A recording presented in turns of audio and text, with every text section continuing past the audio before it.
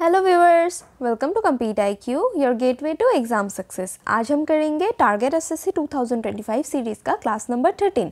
इस सेशन में हम लोग जीके जीएस के प्रीवियस ईयर क्वेश्चंस को प्रैक्टिस करने वाले हैं with best solution. Best solution in the sense हम क्वेश्चंस के आंसर्स तो करेंगे ही, साथ ही में जो ऑप्शंस दिए गए हैं उनको भी एनालिसिस करेंगे ताकि आने वाले SSC, railway as well as other जो भी कॉम्पिटिटिव एग्जामिनेशन हो जिसमें जीके जीएस पूछा जाता है उसमें आपका मैक्सिमम क्वेश्चंस कॉमन बने। एंड अगर आपने मेरे साथ ये सेशन कंप्लीट कर लिया, ये सीरीज़ कंप्लीट कर लिया, तो आपको जीके के लिए कुछ और करने का ज़रूरत नहीं होगा। एंड इस क्लास का PDF अगर आपको डाउनलोड करना है तो आप हमारे साथ टेलीग्राम चैनल में जुड़ सकते हैं। टेलीग्राम चैनल का नेम है कम्पीट IQ, जिसका लिंक आपको डिस्क्रिप्शन बॉक्स में भी मिल जाएगा। एंड इसी के साथ चलिए शुरू करते हैं। S against odds is an autobiography of. S against odds किसका ऑटोबायोग्राफी है? आप पिक्चर में देख सकते हैं। She is the famous Sania Mirza, tennis player है। ये किस गेम के साथ एसोसिएटेड है इस तरीके से भी पूछा जाता है। Then she is associated with tennis, the famous Sania Mirza. तो इस क्वेश्चन का करेक्ट आंसर हो गया सानिया मिर्ज़ा। इसी के साथ साथ हम ऑप्शंस के भी इंपॉर्टेंट क्वेश्चंस देख लेते हैं जो आते हैं। Sania Mirza is a tennis player.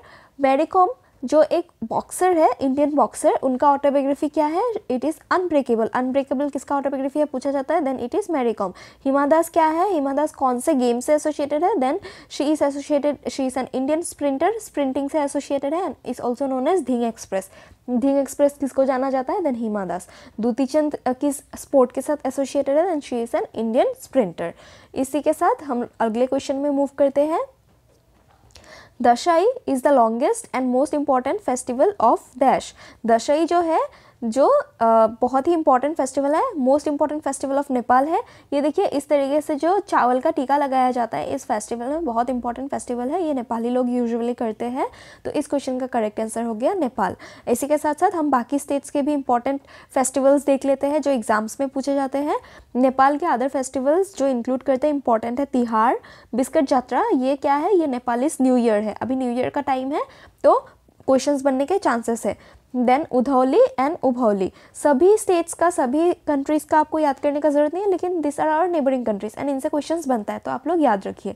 इसी के साथ साथ भूटान का इंपॉर्टेंट फेस्टिवल जो है थिम्पू थेचू, पारो थेचू, ये सब थेचू जो लगा हुआ होता है वो भूटान का फेस्टिवल होता है, आप याद रखिए। Then black crowned crane festival, black necked crane festival किस स्टेट का फेस्टिवल है या तो फिर किस कंट्री का? Then India, Bhutan. तो आपको लग सकता है कि इंडिया का फेस्टिवल है, but it is the festival of Bhutan. Then Sri Lanka का पोया, आप लोग एक याद रखिए, दिस इज़ अ क्लू। पोसन पोया, वेसक पोया, ये सब श्रीलंका के फेस्टिवल्स हैं, important festivals. And Thingyan water festival, ये बर्मीज़ का न्यू ईयर है। बर्मा आप लोग को जानते होंगे कि म्यांमार का पुराना नाम बर्मा था। तो बर्मीज़ न्यू ईयर को क्या कहा जाता है या किस सेलिब्रेट किया जाता है किस फेस्टिवल के साथ? Then Thingyan water festival. This are important festivals, आप लोग याद रखिए। Tooth decay is caused by. Tooth decay कौन सा फॉलोइंग ऑप्शंस में से माइक्रो ऑर्गेनिज्म कोज करता है? Then tooth decay is caused by bacteria. तो करेक्ट आंसर इस क्वेश्चन का हो गया बैक्टीरिया। हमारा टूथ डिके कब स्टार्ट होता है? देन टूथ डिके जब बैक्टीरिया अटैक करता है, देन माउथ में एसिडिटी हो जाता है, दैट इज pH लेवल 5.5 से कम हो जाता है तो हमारा टूथ डिके स्टार्ट होता है। द डेंटल टिश्यू जिसमें टूथ डिके होता है, जो टीथ के एकदम इनर पार्ट में होते हैं, वो होता है डेंटिन। उसके ऊपर ही हमारा हार्ड एनामल होता है जो इस टिश्यू को प्रोटेक्ट करता है। एंड इसी में जब इन्फेक्शन होता है that is tooth decay. pH level कितना डिग्रेड होना पड़ेगा? देन 5.5 से कम होना पड़ेगा, then tooth decay will start. इसी के साथ साथ एसिडिटी होता है। एंड हमारा टूथ एनामल का मेन कंपोनेंट्स कभी कभार पूछा जाता है, आप लोग याद रखिए 96% मिनरल से बने हुए हैं। एंड कौन सा मिनरल? देन हाइड्रोक्सापेटाइट, ये इंपॉर्टेंट मिनरल है जिससे टूथ एनामल बना हुआ है, मोस्टली 96% है। Then 4% water and other organic metal. हमारा हेल्दी माउथ होने के लिए कितना pH लेवल होना चाहिए? देन 6.8, दैट इज बेस के अराउंड। 7 से ऊपर जाने से बेसिक हो जाता है, 7 से नीचे जाने से एसिडिक हो जाता है। 7 के अराउंड दैट इज 6.8 होना चाहिए, तब हमारा हेल्दी माउथ होता है।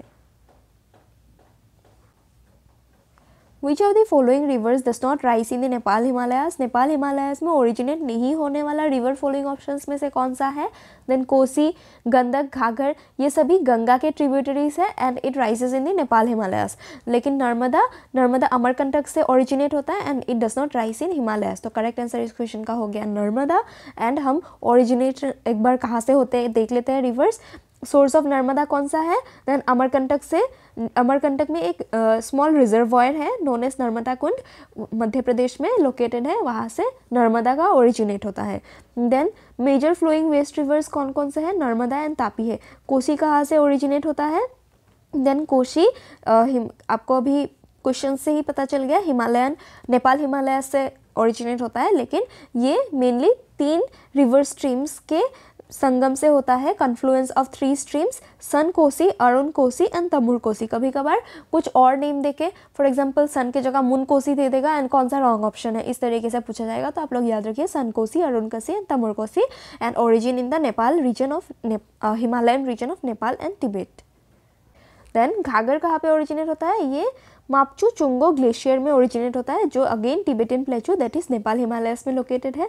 घाघर रिवर जो है इसको कर्णाली रिवर भी जाना जाता है एस इन नेपाल, क्योंकि गंगा का नेम क्या है नेपाल में, देन तिब्बत रीजन में ये सब पूछा जाता है। ब्रह्मपुत्र का क्या है? इसी तरीके से घाघर का भी पूछा जाता है।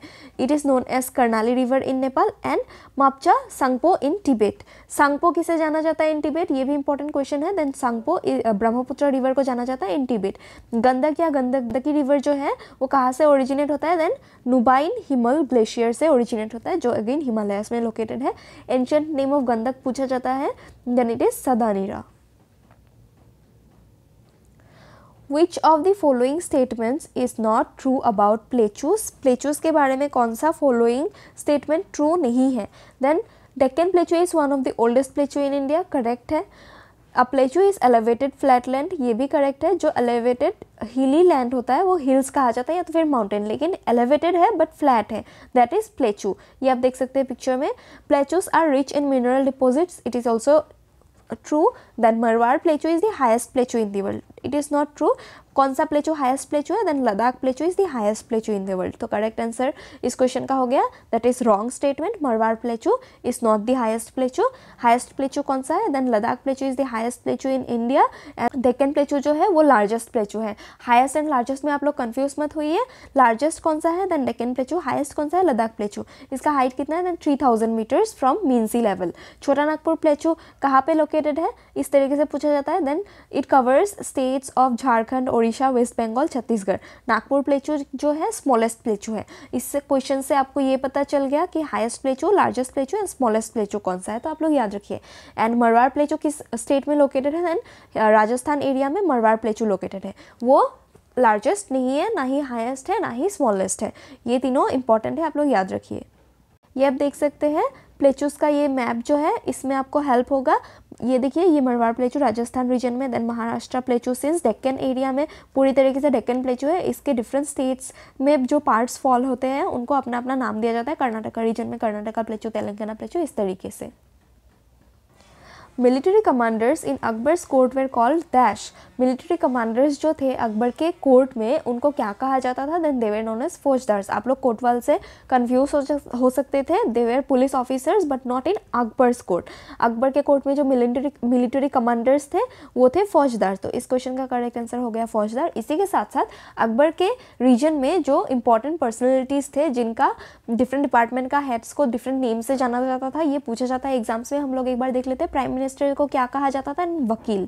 Who is vakil in Akbar's court? Then prime minister. उनके कोर्ट में फाइनेंस मिनिस्टर को क्या कहा जाता था? दीवान या तो फिर वजीर। And head of revenue department that is finance minister, that is wazir. Then जो इस्लामिक लॉज को मैनेज करते थे वो थे सदर उस सुदूर। Then head of the military was known as Mir Bakhshi. Head of imperial household, या तो फिर कभी कभार क्वेश्चन के ऑप्शन में रॉयल हाउस होल्ड भी आता है, दैट इज मीर समन। इस क्वेश्चन का करेक्ट आंसर हो गया क्या? देन फौजदार, military commanders. When dried resins are placed in a concentrated salt solution, they dash। जो salt solution में dried resins को अगर रखा जाएगा तो वो फिर से shrink हो जाएंगे।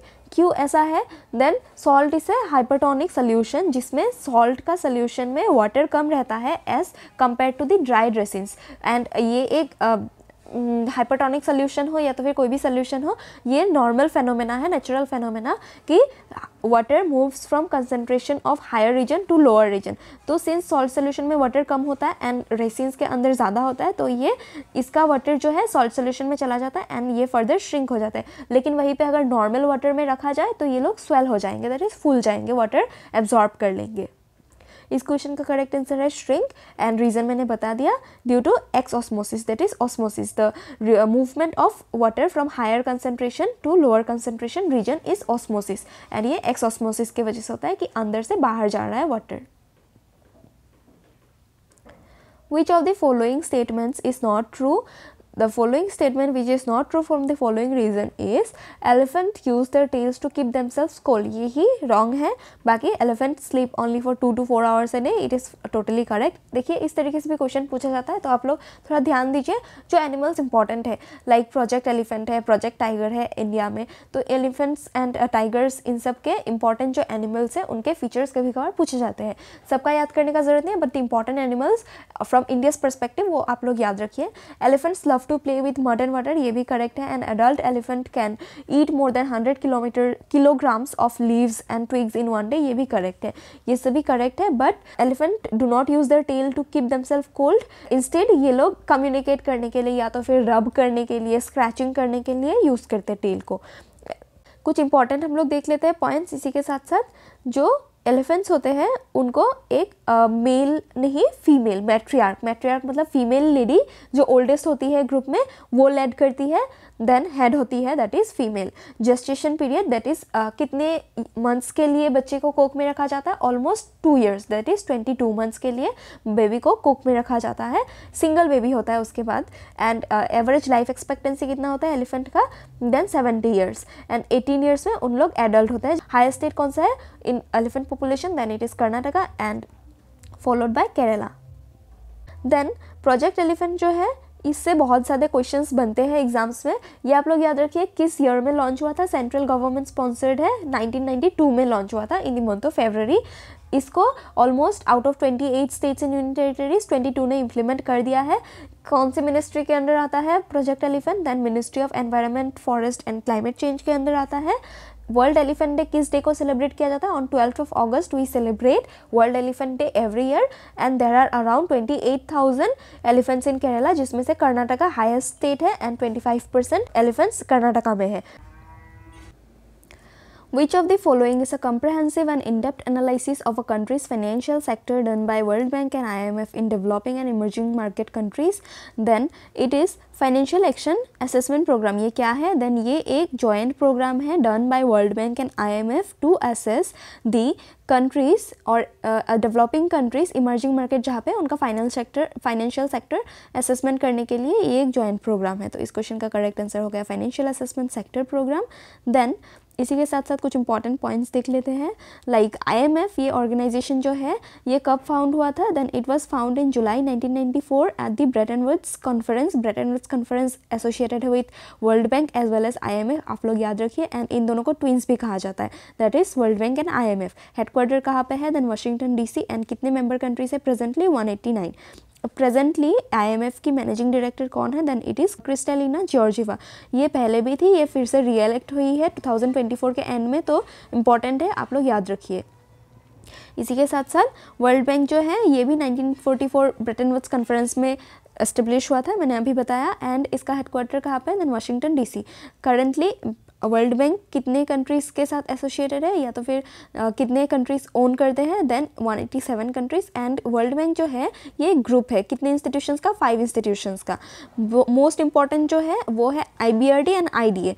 बाकी 3 बाद में एसोसिएटेड है, but world bank is a group of how many countries पूछने से correct answer will be 5 countries. They are international bank for reconstruction and development, IBRD, IDA international development association, IFC international financial corporation, MIGA multilateral investment guarantee agency, and ICSID that is international centre for settlement of investment dispute. आप लोग इतना याद रखेंगे तो भी 1-2 question बन जाएगा. कभी कभार इनके अंदर से भी पूछा जाता है, बट वो सब ज़्यादा बैंकिंग में पूछा जाता है, तो इतना आप लोग याद रखिए हो जाएगा. Who among the following helped the Kera District Cooperative Milk Producers Union Limited to expand its work ushering in the White Revolution? White Revolution के फर्दर किसको जाना जाता है, देन आप पिक्चर में देख सकते हैं वर्गीस कुरियन. इन्होंने ही जो केरा डिस्ट्रिक्ट कोऑपरेटिव मिल्क प्रोड्यूसर है उनको हेल्प किया था.